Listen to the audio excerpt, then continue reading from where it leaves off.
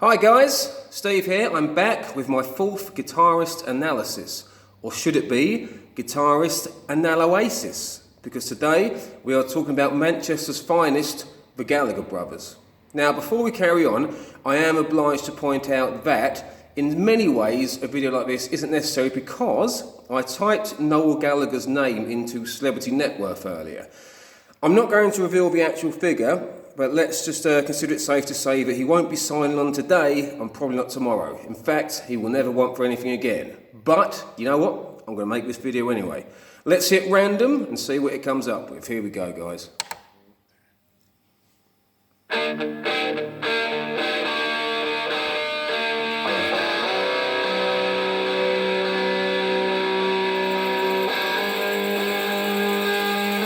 Tambourine there.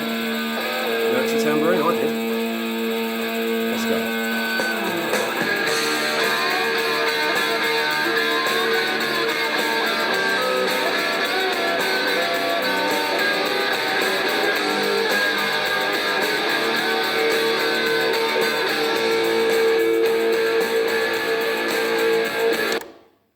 Right, I waded in a bit earlier than usual. So if I was to describe that in one word, I would go for, let's think about this, bittersweet. Yes, I could say raucous, I could say aggressive, primal perhaps, but I can't. What I definitely wouldn't say is Beatles-esque. I hear almost no Beatles influence there at all, no matter how many times people say otherwise. What I like is you've got a nice, simple four-chord sequence, and me being the helpful kind of soul that I am and a qualified guitar teacher, I'm going to show you what those chords are. Just a moment, I'm going to reach for my trusty Fender. Can you see the chords there? Now, if you've been playing for any length of time, you will know a D. Check this one out.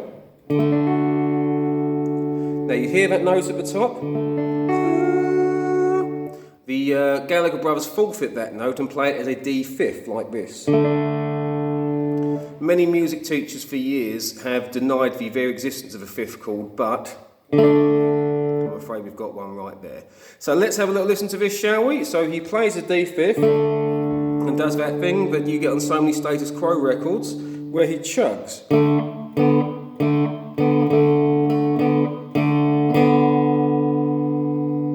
Have a look at that. D string open, G on fret 2, but you alternate between fret 2 and fret 4 on the G.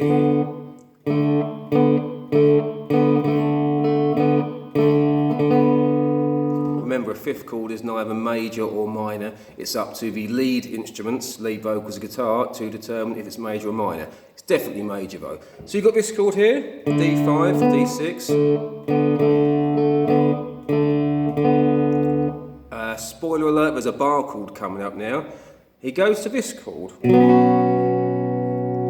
Now that is, some would say that's a B sus2, some would say it's a B9. I'm inclined to go with the B9. The good thing about the B9 is, it's neither major or minor, because that note there, it's hard to say if it's a happy or a sad chord, but it's a very effective chord. Let's hear those two leading one into the other.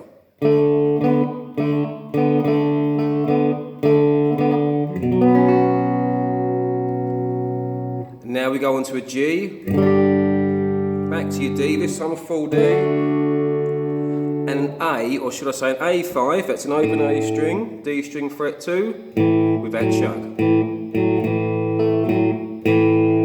I know this video is not all about me, but I'm going to put that sequence together for you guys, check it out.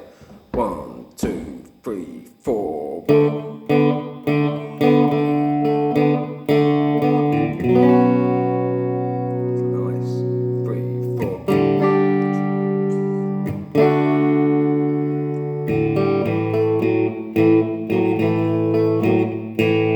That's the point where the drums come in. Now, when the guitarist, the rhythm guitarist, plays that riff again, he does actually go from playing, we still get the D fifth, but instead, we get a more familiar B minor the second time around. And a G, D, and A, again with that chug. Can I do that again? Of course I can, here we go.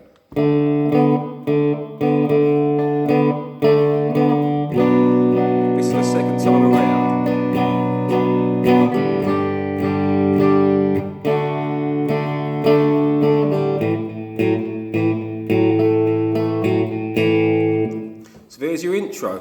I did notice the tambourine being played there as ever. It cuts through beautifully. I noticed there was a second guitar that accents the second chord during the intro and plays a fairly simple but effective solo throughout the second half of the intro. Now the solo, of course, it's mainly in a major key. It's very bendy, full of double stops. A bend is this. A double stop can be this, this. It's where you play two notes together, usually in a staccato fashion. Then the drums come in. When the drums come in, they're quite hard hitting. There is also a tambourine there playing 16th notes. It's not at the forefront of the mix, but it's definitely there if you listen closely. That's the intro somewhat dealt with. Let's see what comes next.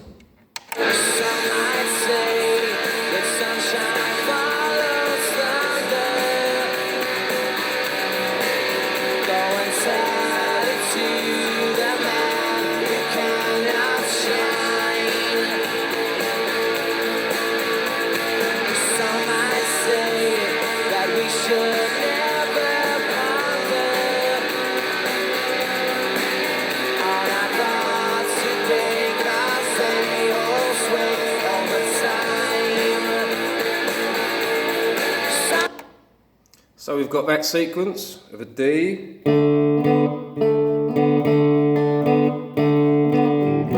minor,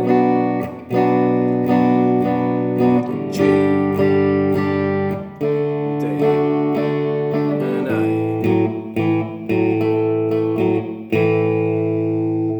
I must at this point mention the voice. That is a fantastic lead vocal, and quite rarely for an Oasis track, it is slathered with vocal harmony, which doesn't happen very often, but it definitely happens there to great effect. I believe that is the lead guitarist Noel singing the harmony, with Liam Gallagher singing the lead.